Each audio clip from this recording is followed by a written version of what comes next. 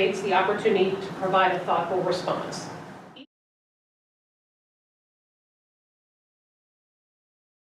candidate will be given 1.5 minutes to answer each question, and we are going to start with Mark. What do you see as the primary strengths and the primary growth opportunities at Forest Hill Schools at this time? The primary strength is the people of Forest Hills. Whether we all agree or we disagree vehemently on something, this is a very active community and a community that is very invested in the schools. I think that is by far our greatest strength. It is everybody in this district. And that includes parents, that includes faculty, that includes administration, and certainly it includes the students. That is our single greatest strength. It is what makes us a destination district. It is what makes Turpin and Anderson rank so highly in the U.S. News and World Report. It's what makes us rank so highly in the scorecard that just came out. It's what sets us apart as a district. That is our biggest strength. As far as our greatest growth opportunities really, and we've all talked about it, it's let's make sure we can all come together. There is no reason, I always go back to Anthony Scalia and Ruth Bader Ginsburg, and they were diametrically opposed in their political views on the Supreme Court, and yet they were the closest of friends. And there is no reason why each and every one of us that sits up here on the school board, why we cannot all get along, why we can all not, at the end of the day, just accept we may disagree on certain viewpoints. There is no need for name-calling. There is no need for rhetoric. We need to come together and come up with the best solutions for the kids. Thank you. Jack? Thank you. Our greatest strength is certainly our people. Our students are amazing scholars, they're amazing athletes, they're amazing artists, they're truly inspiring. They're doing incredible things. Our teachers, our staff, absolutely wonderful. Notwithstanding all of the turmoil we've had in the district the last few years, the teachers keep showing up, and my kids have had great educations here in Forest Hills, and I'm very grateful for that. I think, though, that one of the things that I've been hearing, and I'm sure some of the other candidates will cover this, in the last 6 months or so, when we're out meeting people, is we talk to people who say, I moved to Forest Hills to raise my kids here, but now that my kids are having kids, they don't want to come to Forest Hills. They're not interested in dealing with the politics that the school board, on the school board, and none of that nonsense. And we're losing teachers, the same thing. We've lost so many teachers the last few years. Again, the teachers we have here are great, but we need to make sure that we turn this thing around so families want to move here, just like my family did. And so we're recruiting the best teachers, staff, administrators, and talent for our district. That's our growth opportunity. Thank you. Jeremy? Thank you. I also agree. Our biggest strength is our staff. Over the last 20 years, we have hired fantastic teachers, administrators, bus drivers, counselors, paraprofessionals.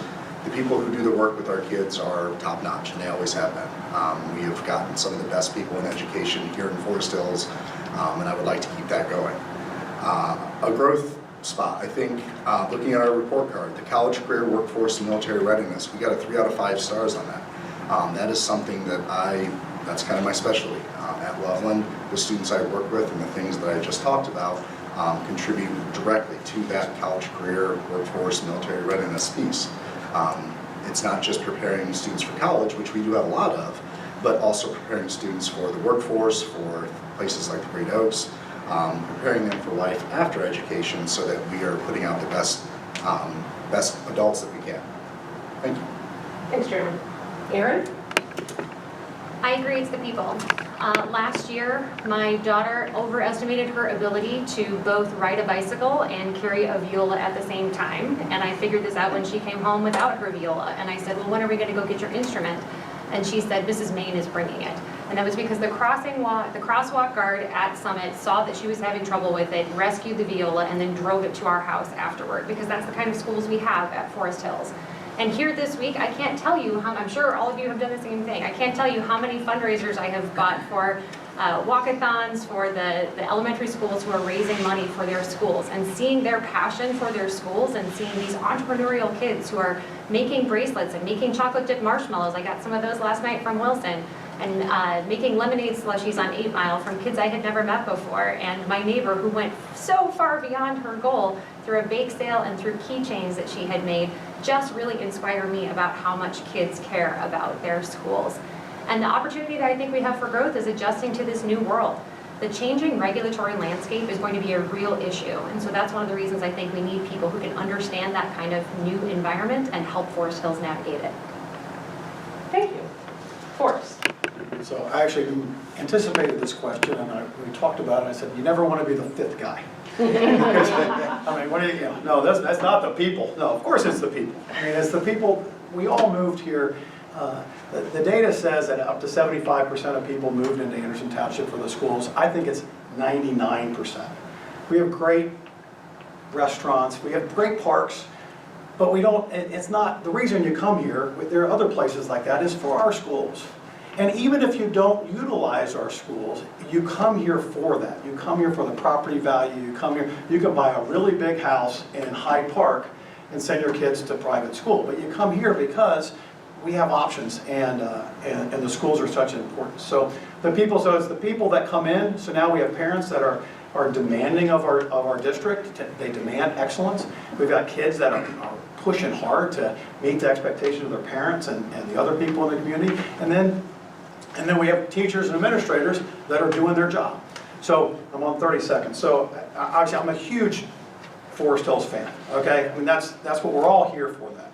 For improvement, we always need to keep getting better. I don't like that we went from 5 to 4.5. 4.5 is awesome. There are districts that would give their left arm for that, but not ours. We need to keep pushing to get better and look through all of those things, those state report cards, so that we can push all of our kids and raise their expectation.